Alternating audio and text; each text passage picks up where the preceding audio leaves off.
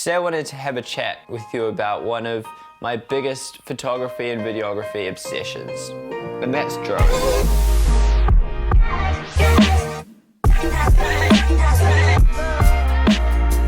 Now I've been flying drones for a couple of years now, ever since I borrowed my mate's Mavic 1 and then ended up absolutely loving it and mobbing it around the farm. I have had this huge obsession with drones.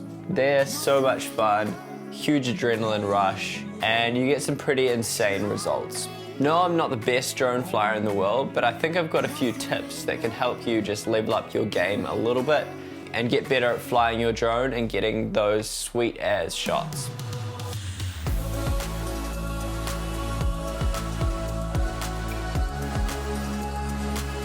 Now the first thing is practice. Seems dumb, but when I got my drone, I literally used it every single day for about a month until I was so comfortable with flying it that it just felt like an extension of my arm. And that's exactly what it needs to be. When you're flying it, it needs to be just second nature and you not actually have to think about what to pull where. It just needs to come super naturally, which it will over time.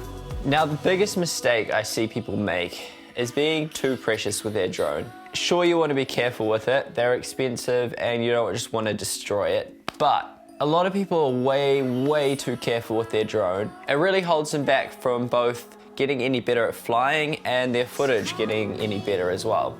Now when you're just beginning, it's great to have the normal standard mode turned on with all the sensors working so that if you fly near something, it'll stop you from actually crashing into a wall or a tree or whatnot.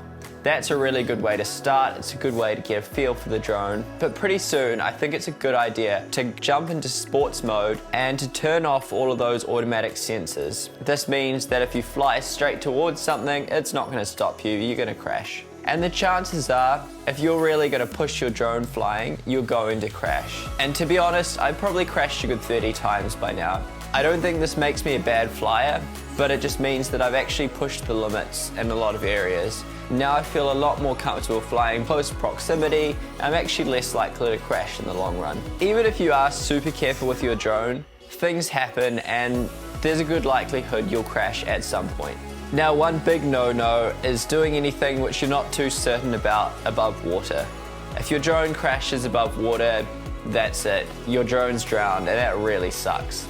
But a lot of the time, if your drone crashes, most of the time it should be okay. You might just need a few new blades and you should be good to go. This is not always true, but I still haven't completely broken a drone at all. I've needed one gimbal replacement, but that was about it. So the two skills you really need when you're flying your drone is one, a real awareness of what's going on around you. To get really beautiful banking footage, it means that you're not always gonna see what's in front of you because you see what the camera sees and you might be flying sideways, which means that you can't actually see the direction the drone's flying in.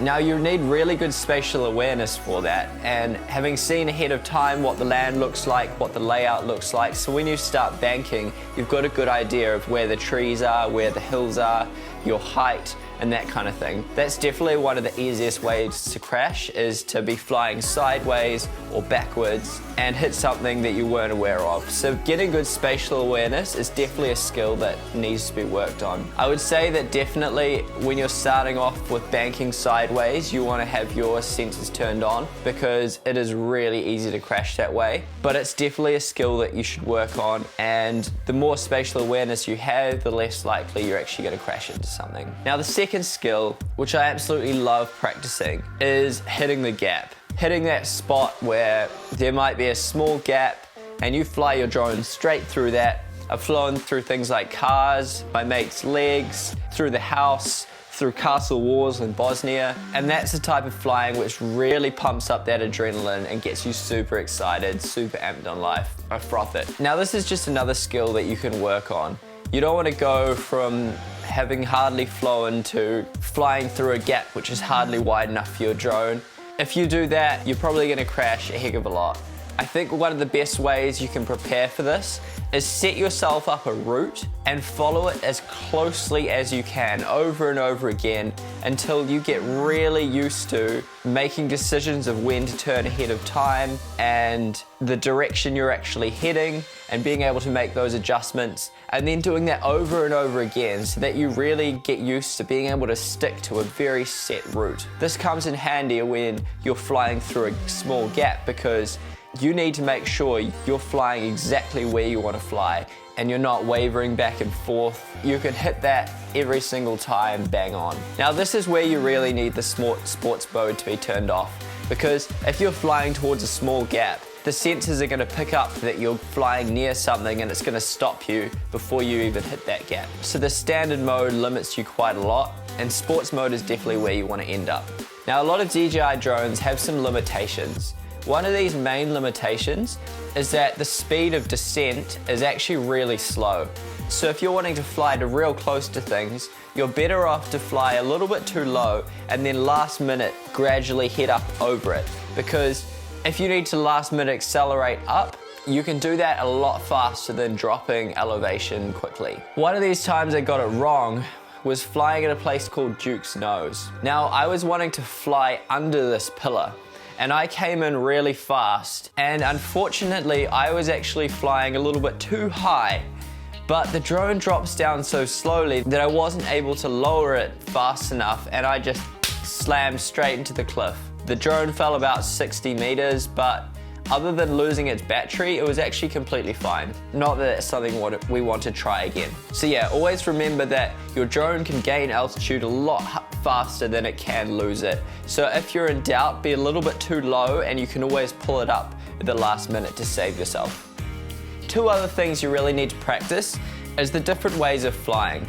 The first one is flying line of sight, which is where you're watching the drone itself, not the screen, and you're flying it based off that. Now that's really awesome because if you're flying super close to something or flying backwards, it's really hard to see what you're doing on the screen, and so it can be a really good skill to learn, being able to fly line of sight. Now the opposite is also true. It's really good to practice not using line of sight at all and flying just based off the screen. Sometimes you're going to be flying where you can't directly see the drone, so it's good to be able to have the spatial awareness of what's around you even while looking just at the screen. So it's really important to practice both of those, not just one or the other.